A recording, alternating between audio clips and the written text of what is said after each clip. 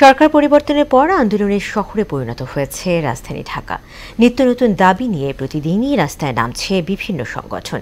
গুরুত্বপূর্ণ সড়ক অবরোধের কারণে ভোগান্তি পোহাতে হচ্ছে নগরবাসীকে। যৌক্তিক দাবি আদায়ে বিকল্প উপায় খোঁজার দাবি জানিয়েছেন তারা। আর অর্থনীতিবিদরা বলছেন, হুটহাট আন্দোলন সরকারকে অস্বস্তিতে ফেলার পাশাপাশি উস্কে দিচ্ছে মূল্যস্ফীতিকেও। উষা ফেরদৌসের রিপোর্ট।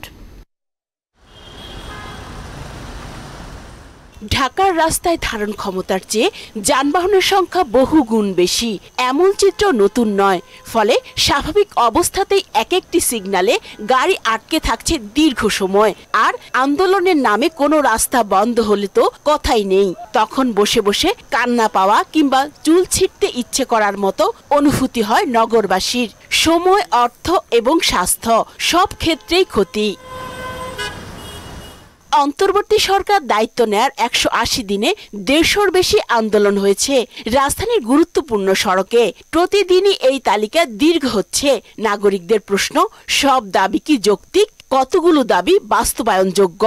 স্বৈরাচার পতনের পরে এই সরকারটা পাইছে, সবার উচিত এই গভর্নমেন্টকে সাহায্য করা। আমার আপনার প্রতিটা জনগণের উচিত, কিন্তু তা না করে আমরা প্রতিদিনই একটা না একটা আন্দোলন আসলে এটা আমাদের দেশের মানুষের নিত্য নৈমিত্তিক ব্যাপার হয়ে দাঁড়াইছে। আসলে রাস্তায় নামলেই দুর্ভোগ। এক্ষেত্রে সরকার কি পদক্ষেপ নেবে তা নিয়ে জনমনে উৎকণ্ঠা। সব দিক দিয়ে দুর্ভোগ, যাত্রীর দুর্ভোগ, আমাদের দুর্ভোগ। ঘন্টার পর ঘন্টা বসে থাকা লাগে, এটার কোনো দেখার মতন কোনো লোক নাই। আন্দোলনের জন্য আসলে একটা নির্দিষ্ট জায়গায় যদি করে দেয় গভর্নমেন্ট।